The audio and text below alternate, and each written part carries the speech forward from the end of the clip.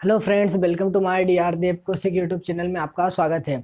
आज की सीरीज में मध्य प्रदेश की सीरीज में हम आगे बढ़ते हैं कि मध्य प्रदेश की सीरीज में मध्य प्रदेश का जो गठन हुआ था तो स्वतंत्रता 1947 से 56 के मध्य की स्थिति क्या रही। ठीक है, जैसे कि 6 साल और 3 साल या 9 साल के बीच की स्थिति मध्य प्रदेश की क्या रही।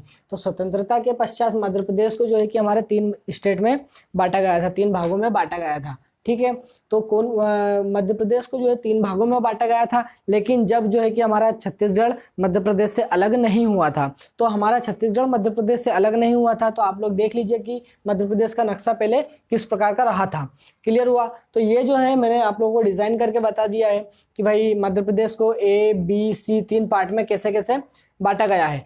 तो ये जो ए पार्ट था, ये ए पार्ट जो था ये स्टेट सीपी बरार क्षेत्र प्लस छत्तीसगढ़ और यहाँ पर बघेलखंड का हिस्सा आता है।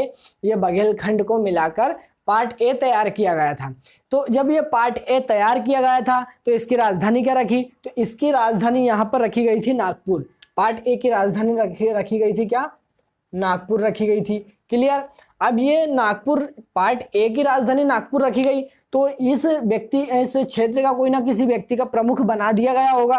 किसी इस क्षेत्र को चलाने के लिए किस व्यक्ति को प्रमुख बनाया, उस व्यक्ति का प्रमुख जो व्यक्ति बनाया था उसका नाम था पंडित रविशंकर शुक्ल, जो कि हमारे मध्य प्रदेश का प्रथम मुख्यमंत्री भी रहा। क्लियर? तो ये जो व्यक्ति था यहाँ पर पार्ट ए का नागपुर जो राजधानी थी, यहाँ का प्रमुख व्यक्ति कौन था? पंडित रविशंकर शुक्ल। अब हम बात करते हैं आगे पार्ट बी की। तो ये पार्ट बी का जो था उत्तर का क्षेत्र, इसे अपन बोलते हैं मध्य भारत, है ना। यहाँ पर मध्य प्रदेश के प्रेजेंट मध्य प्रदेश के नक्शे में ये उत्तर का क्षेत्र आ गया, थोड़ा इधर पश्चिम रियासत है, पश्चिम का क्षेत्र आ गया। तो ये जो था डाटा जो है कि स्टेट जो था इसे बोला गया था पार्ट बी। इसे क्या बोला गया था?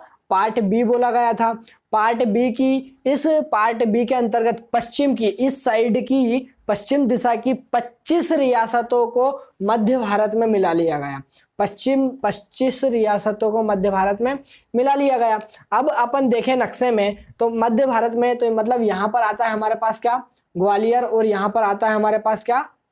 यहाँ समथिंग इंदौर। ठीक है, तो ये 25 रियासतों को जब मिला लिया गया तो यहाँ की 2 राजधानियां बनाई गई। 2 राजधानियां कौन कौन सी बनाई गई? तो थी एक इंदौर और दूसरी ग्वालियर। एक इंदौर और दूसरी ग्वालियर। तो इन 2 राजधानियों को हर 6 माह के अंतर्गत परिवर्तित कर दिया जाता था। ठीक है, दोनों राजधानियों को परिवर्तित कर दिया जाता था। अब इस मध्य भारत का जो क्षेत्र था, इस क्षेत्र में एक व्यक्ति प्रमुख था। उस व्यक्ति का नाम था लीलाधर सेठ। उस व्यक्ति का नाम था लीलाधर सेठ।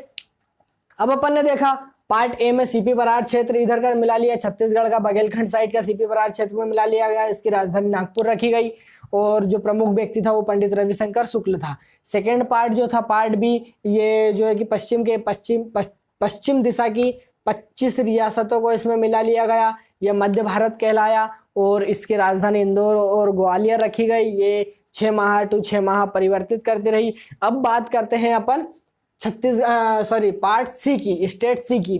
तो स्टेट सी में जो थे उत्तर की जितनी भी रियासतें थी, उत्तर की जितनी भी रियासतें थी 38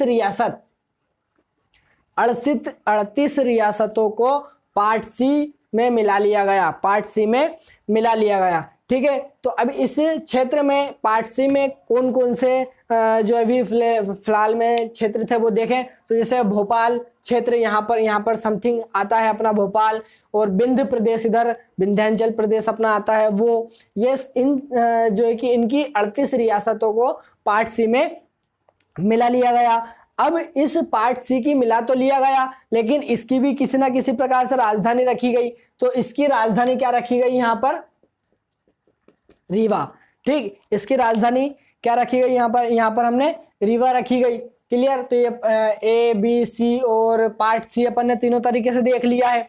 अब ये राजधानी रीवा रखी, इसके बाद राजधानी ए की नागपुर रखी, बी की इंदौर रखी। तो अपन ने यहाँ पर आप लोगों को लिख के भी दे दिया मैंने कि भाई आप लोग एक, यदि मैं स्पीड में यदि कुछ बोल दिया हो तो आप लोग लिख नहीं पाए हो तो आप लोग यहाँ पर देख के इसको लिख सकते हैं। क्लियर? अब अपन ने देखा 1947 से 1956 तक की स्थिति, इसके बीच की मध्य प्रदेश की क्या रही।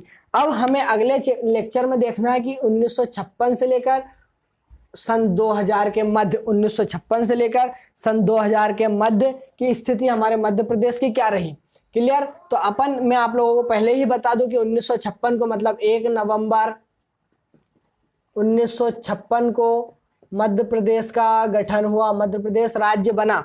तो मैंने आप लोगों को पहले भी बताया था कि 1 नवंबर को हमारे मध्य प्रदेश स्थापना दिवस भी अपन लोग बनाते हैं। क्लियर। तो अगले चैप्टर में अपन ये देखेंगे कि भाई 1956 से सन 2000 के बीच की स्थिति क्या रही, इसमें क्या परिवर्तन किए गए, किस क्षेत्र को किस में मिला लिया गया। यहाँ से हमारा मध्य प्रदेश जो कि अलग हो गया था, ये छत्तीसगढ़, ये सीजी क्षेत्र था छत्तीसगढ़, ये अलग हो गया था। तो किस प्रकार से रहा ये अपन अगले लेक्चर में, अगले चैप्टर में देखेंगे।